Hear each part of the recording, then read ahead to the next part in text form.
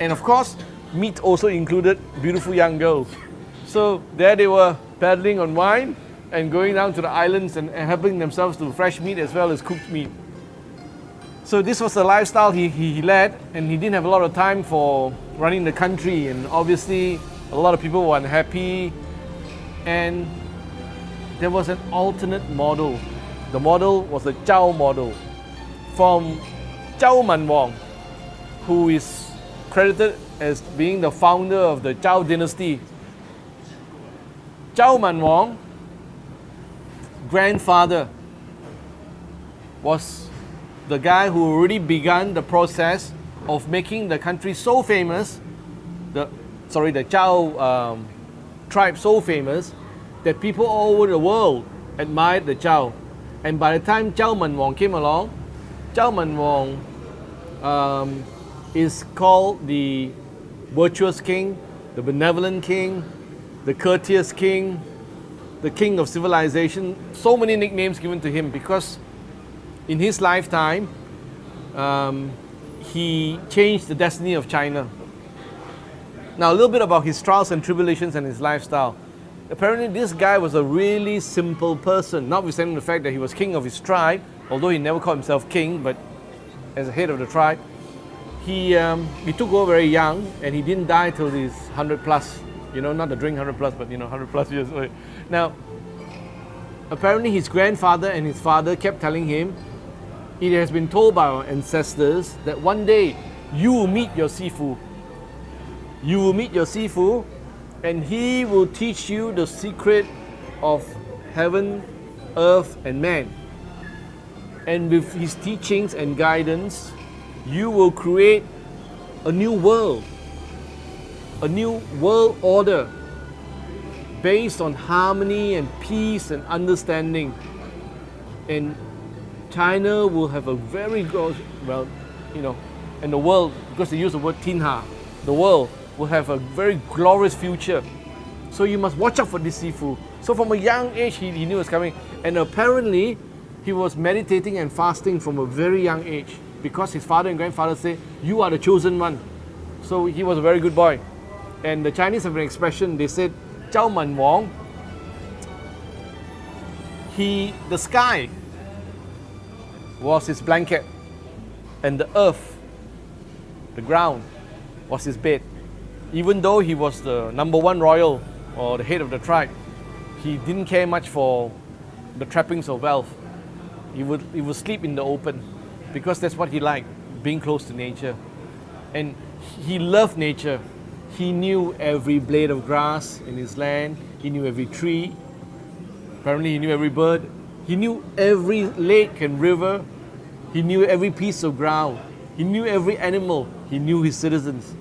And he loved them, and he taught them the value of peace and harmony. Never in his mind did he think that he would be the leader of a revolution that will one day bring down the Shang dynasty. Because war, not in his mind. He wasn't trained in martial arts. He wasn't interested. Even though around him, there were other people who knew martial arts, wasn't interested. So he was called Zhao Man. The word Man means civilization, civil, Manwang. And of all the known rulers of China, he would probably be right up there with the top 2 or 3, if not number 1.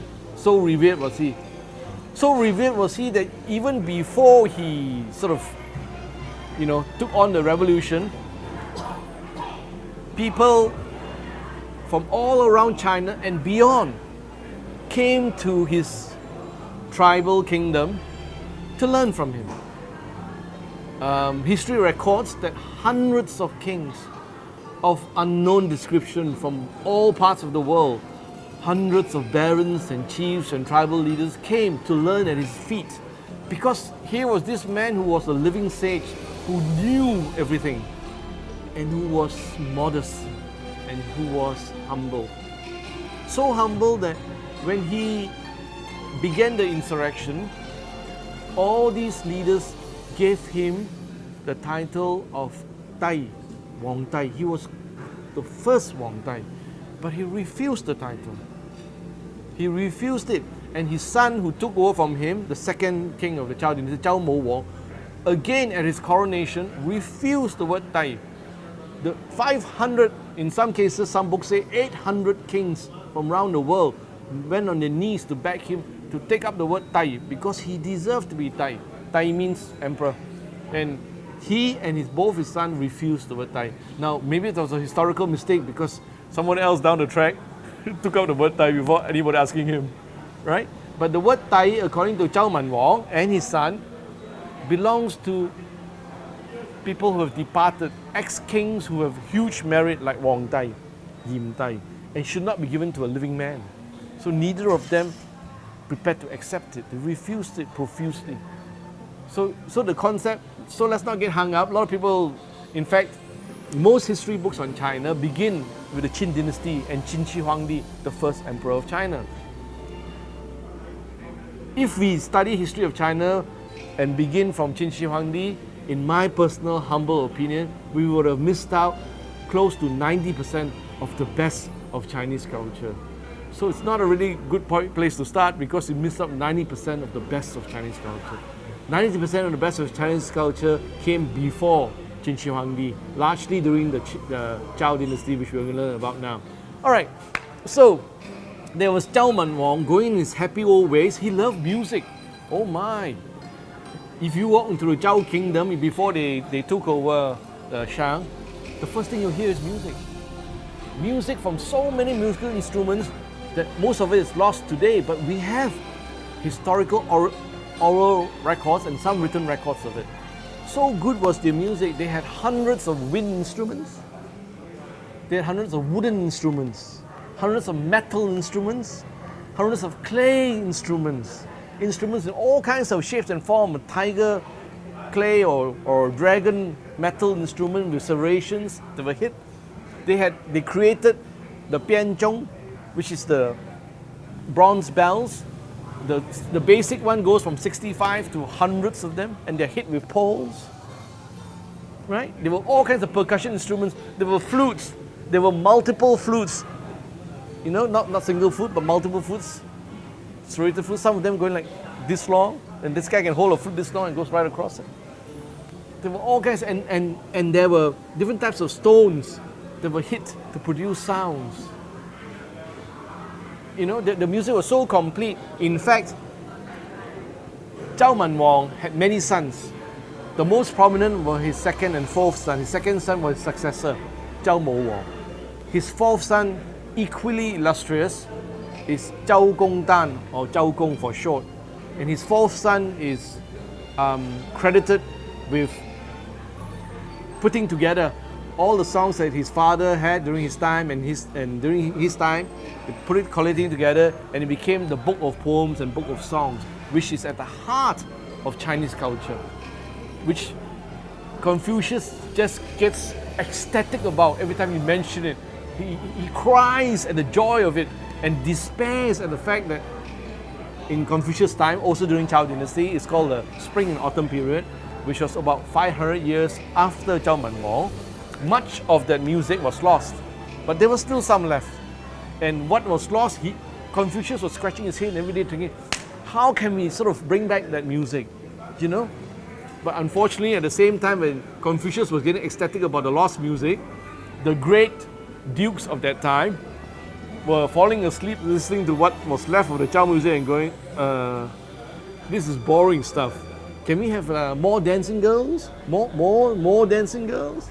You know, more dancing girls. So, you know, they departed greatly from the Zhao. During the Zhao's early Zhao period, they have this music is called Ya Yue, Nga Ngo. That means elegant music. Elegant music. This elegant music fortunately survives us to some extent. Our beautiful brothers and sisters in Taiwan, bit of Hong Kong, Japan imperial family, Korean imperial family, and the Vietnamese have got bits of this left.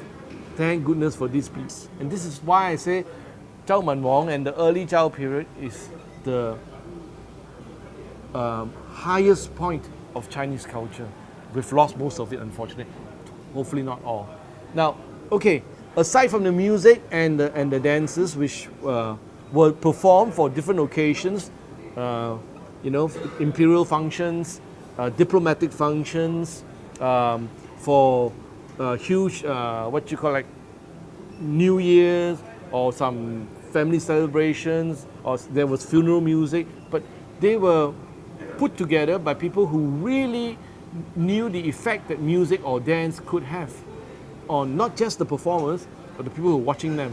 But obviously 500 years later down the track, when Confucius was around, there were a lot of mighty dukes who were not so cultured, who thought not enough women, and they looked at this and they fell asleep or thought it was disinterested.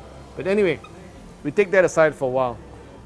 So Zhao Manwang was ready for his destiny, but he didn't know what it was. He knew that he was going to meet his future Sifu, and his Sifu was going to teach him a lot of things.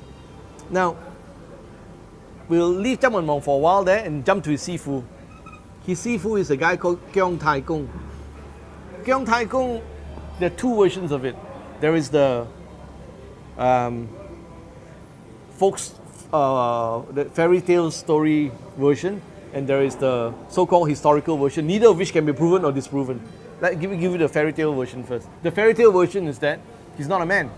He was sent from heaven to take the Zhao dynasty by the horns and make them the people, put them in power and get rid of the Shang, because the Shang was decadent. That was the fairy tale version. So he was not a man. He spent all his life in heaven. He just came down here with his spiritual powers to lead all these, not just the Zhao clan, but some incredible people with supernatural powers as well, some spirits, some saints and immortals, to fight off these guys, see off the Shang dynasty.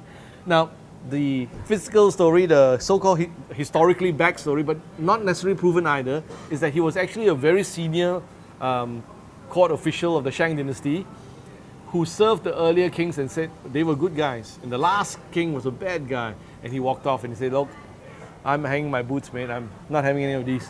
So he walked off and he waited until he ran to Zhao Manwang and then tied up with him and led him the way. Now, there are two versions, okay? So believe which one you like. But the reality was when Zhao Manwang one day went hunting with his men, that day he felt a particular strong calling, and he felt that there was something on that day. And as they approached the river, they saw this old man there. He was very quietly having his fisherman's rod, and he was fishing. And Zhao Manwang looked at him and said, this man has an aura of a sage. So he went approached him and he says, uncle, he says, what are you catching? And Zhao Manwang says, oh, I'm not catching anything. Keong Tai Kung said. Yeah, Keong Tai Kung said to Zhao Manwang. So Zhao Manwang says, can I have a look at your hook and bait? He said, sure. So he lifted out his hook, and it's a straight line. It's a straight metal piece. There's no hook. So he said to Zhao Manwang, Zhao Manwang said to Keong Tai Kung, but what can you catch? Your hook is not bent, it's straight. And Keong Tai Kung says, he who wants to be caught will naturally catch my hook. I don't have to fish for it. So Zhao Manwang sort of thought, this is a pretty strange guy. So anyway, he had a chat with Keong Tai Kung, and Keong Tai Kung said, enough, today I already caught what I want to catch. He was reeling in and he was walking off and had a big barrel, huge wheelbarrow with all his goodies, and Zhao Manwang, who was already the head of his clan, said, uncle, can I help you? He said, yes, my house is just around the corner of the hill. So he took this barrel and he pushed for Keong Tai Kung. And as they chatted, he kept pushing until they're near the home and he couldn't push anymore, and he stopped. And he looked at Keong Tai Kung. He was very, very tired. He said something, you can teach me. Can you help me in any way? And Keong Tai Kung said, do you know how many steps you pushed the barrel? Zhao Manwang was a very bright guy. He said 810. And Keong Tai Kung said, very good. Then the dynasty that you will create will last 810 years.